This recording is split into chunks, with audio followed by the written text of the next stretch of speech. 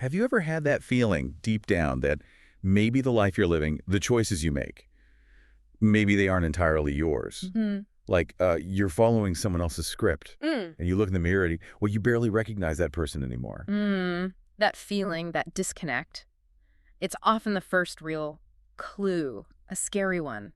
It suggests something much deeper, much more insidious than just a difficult patch or a bad relationship. Right. We're talking about what some call psychological identity theft. It's this quiet, almost calculated erasure of who you really are. And that's exactly what we're diving into today. We're looking at a really crucial book on this, The Stolen Self, Reclaiming Your Identity from Psychological Manipulation and Deception by Angel Gabriel. It's a powerful resource. Absolutely. And our mission here isn't just to talk about this manipulation. It's to really illuminate how it works, why it's so damaging, and frankly, why you absolutely need the kind of practical tools and roadmaps this book offers if you want to reclaim your life. Yeah, the how-to is critical. Okay, let's unpack this subtle kind of sabotage. Let's get into it. So Gabriel calls this the invisible theft. And that name is spot on because it's usually not one big dramatic thing. Right, not a sudden break. Exactly. It's this slow, steady erosion of your identity. And bit by bit, it gets replaced by, well, by a kind of borrowed persona. The book uses a really striking example. Ella, she was an artist. Yeah, I remember that part. Really vibrant, colorful work, right? Known for being bold. Totally. But the story shows how over years of what she thought were just, relationship compromises, she eventually looked at her art, looked at herself, and just realized her own vision was gone. It had become sensible, as the book says, reflecting her partner's taste, not her own fire. And she felt like what the book calls a spectral self, which is just a chilling phrase. It really is. And it's terrifying because identity, psychologically, it's this complex weave. It's your core values, your beliefs, your desires, how you even see yourself. It's like your internal operating system, your compass. Your compass, yeah. But, someone might say, well, isn't that just growing up, learning to compromise in relationships? How does the book draw the line between that and actual identity theft? That's a key distinction the book makes. It really drills down into the motive and the outcome. Compromise, ideally, is mutual. It's about growth, maybe meeting in the middle. Okay. Manipulation, though, that's one-sided. It's about control. When manipulation kicks in, that internal compass we talked about, it gets recalibrated, but not by you, not consciously.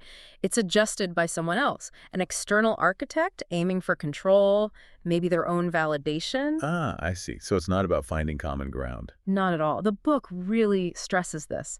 You might start speaking with their voice, wanting their dreams, believing their stories about you, until your own authentic self just feels like this silent echo inside. Wow. So the loss isn't just, say, giving up a hobby. It's that deeper conflict, having your core values messed with, your beliefs chipped away and replaced, that feeling of being gone inside your own head. Yeah. That's the wake-up call, isn't it? The start of realizing how much work reclamation might take. Precisely. It's recognizing the depth of the theft. And what's fascinating here, and maybe a bit scary, is the range of people who become these architects of illusion. Right. It's not always some, master villain plotting everything. Right. It's a spectrum. Yeah, exactly.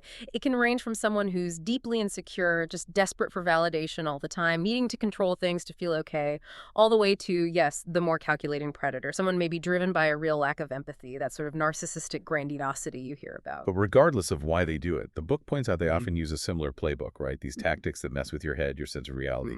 Absolutely. And these are terms many of us have heard, but the book really unpacks their insidious effects, like gaslighting. We know the word, but it's about systematically twisting facts, not just to confuse you, but to make you genuinely doubt your own memory, your sanity. It attacks your ability to trust yourself. It's like trying to navigate with a map that someone else keeps redrawing in secret. That's a great way to put it. And then there's love bombing. This one trips people up because intense affection at the start of a relationship feels normal, right? Sure, the honeymoon phase. But the book clarifies the crucial difference. Love bombing isn't genuine affection. It's this deliberate, over-the-top flood of attention and adoration. It's designed to intoxicate you, yes, but also to create this deep dependency, to blind you to red flags and make you feel indebted. It's calculated. Okay, that makes sense. It creates the perfect setup. It builds the cage, yeah. And then other tactics lock the door, like projection. This is where the manipulator takes their own issues, maybe their anger, their insecurity, their dishonesty, and pins it all on you. So suddenly you're the angry one, or you're the one causing problems, Exactly. You end up carrying their baggage, feeling guilty for things that were never yours to begin with. which must lead naturally to isolation, right? Pushing Yeah. away anyone who might contradict their narrative. Precisely. And Gabriel highlights this as maybe the most dangerous tactic of all. Because when you lose those outside perspectives, your friends, your family, people who know the real, you become totally reliant on the manipulator for your sense of reality. Their distorted view becomes your only view. Here's where it gets really interesting. The book doesn't just describe these tactics. It gives you this sort of internal checklist, these feelings, this persistent dissonance, what it calls the subtle chains. Mm-hmm. It argues you don't need some huge dramatic blow-up to know something's wrong. Mm-hmm. You need to listen to those internal warnings, that little prickle of discomfort, that constant low-level anxiety. The book basically says, trust that. It's your most reliable guide, but you need to know how to read it. Absolutely. And it prompts you to ask yourself some hard questions like, are you constantly second-guessing your memory, doubting your sanity? Or that feeling of always walking on eggshells, carefully choosing every single word to avoid, you know, setting them off. That hypervigilance, it's utterly exhausting and deeply damaging over time. Or maybe everything looks fine on the surface, maybe even perfect to outsiders, but underneath you feel this constant unease, this knot in your stomach that just won't go away, no matter how you try to rationalize it. Yeah. And maybe the biggest red flag of all, looking around and realizing your social circle has shrunk, not by accident, but because anyone who offered a different perspective, anyone who supported your truth, has somehow been pushed out or discredited by the manipulator. So spotting these subtle chains, recognizing that feeling, Yeah. that's the moment you realize your reality has been warped. It's the crucial first step. But then the immediate question becomes, okay, I see it. Now what? How do I actually break free? How do I rebuild? And that's where the book's real power lies. Exactly. Recognizing the problem is painful, vital, but it's not enough. The real value, the promise of the stolen self, is that it provides the how-to. It moves from identifying the theft to giving you the actual tools for liberation. Yes, this is where it gets practical. The book lays out these critical stages of reclamation. It's not just feel-good advice, it's actionable strategy. It starts with rewriting your narrative, right? Moving away from just passively accepting the story someone else wrote about you. Precisely. It's about becoming the active author of your own truth again. And the book doesn't just say do that. It gives you specific techniques like fact-checking strategies, ways to use external validation trusted sources, maybe journals, to confirm your own experiences against the manipulator's version of events. Reclaiming clarity. And that clarity, that solid ground, that's what you need to establish the power of no. The book talks about boundaries not just as saying no, but as this fundamental act of self-preservation. It elevates it, yeah. It frames boundary setting as the bedrock of emotional safety. But again, it's not just theoretical. The book actually provides specific communication techniques. The language you need to make your no stick firmly but calmly without getting sucked back into those endless circular arguments manipulators love. Which is crucial, because just saying no often isn't enough with these dynamics. Not even close. And once those boundaries are clearer, you need to reclaim your voice. So many people in these situations have been conditioned into silence or maybe into reactive communication, passive or aggressive. Neither works well long term. Right. So the book really focuses on assertive communication. It equips you with specific tools and, frankly, scripts or approaches to diffuse manipulative tactics and express your own needs and feelings clearly, calmly, effectively, bringing what's been suppressed into the light. Okay, and then there's the really deep work. The book talks about breaking the loop, tackling the trauma bond. Can you unpack that a little? 'Cause that sounds incredibly difficult. It is, and the book treats it with the seriousness it deserves, the trauma bond. It's this incredibly strong, almost addictive emotional tie to the manipulator.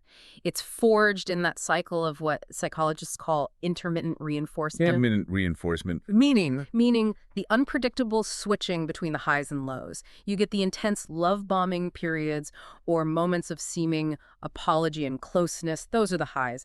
Then, bam!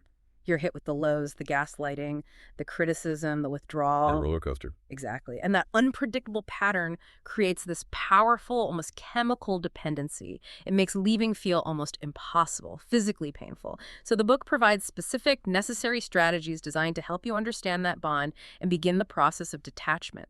It's painful, yes, but absolutely vital for true freedom. Wow, okay, so detaching from that bond is key. And All right. then you actively rebuild the inner compass. You start charting a course back to you. The book guides you through systematically rediscovering those core values, passions, dreams, the things that got buried under the manipulation. This isn't just find yourself fluff, though. No, not at all. It involves concrete practices.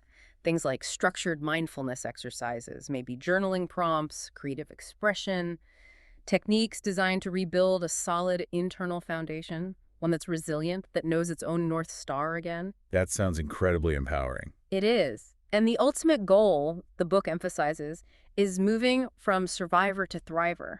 Not just healing, but actually finding new strength from the experience, what's known as post-traumatic growth. Embracing a future built on your own terms, on authentic happiness. And it culminates in this idea of living authentically, a manifesto for your unstolen life, like a personal declaration. Sort of, yeah. It's presented as this final, powerful commitment, a commitment to integrity, to self-respect, to ongoing self-awareness. Basically building a permanent defense system against future psychological sabotage by knowing and honoring your true self. #outro. And if we connect this to the bigger picture, what the journey in the book ultimately reveals is fascinating. It shows that true liberation isn't just about getting away from an external manipulator. What else is there? It's also about confronting the internal landscape. Our own unexamined beliefs, maybe narratives we picked up from society, from family, that might inadvertently make us vulnerable. Sometimes, without realizing it, we can adopt beliefs that kind of pave the way for external influence. We can become our own unwitting saboteurs in a way. That's a sobering thought. So self-awareness is key on multiple levels. Absolutely, which is why the stolen self is so essential. It's not just describing the problem, it's prescriptive. It gives you the map, yes, but also the courage, the practical steps needed for this deep ongoing process of self-awareness and empowerment. And it contains those specific tools you mentioned, the implementation roadmaps, the self-assessments. Yeah. You even mentioned things like the broken record technique. Yes, exactly. Techniques like broken record for calmly repeating a boundary or fogging for deflecting criticism without getting defensive. These are the kinds of specific practical strategies detailed in the book. They're the nuts and bolts you need to actually dismantle the manipulated reality day to day and protect your future self. So the book doesn't just tell you what happened, it tells you what to do now. Precisely. It provides the how. And the realization, maybe the unexpected twist in this whole journey, is that the power to reclaim yourself.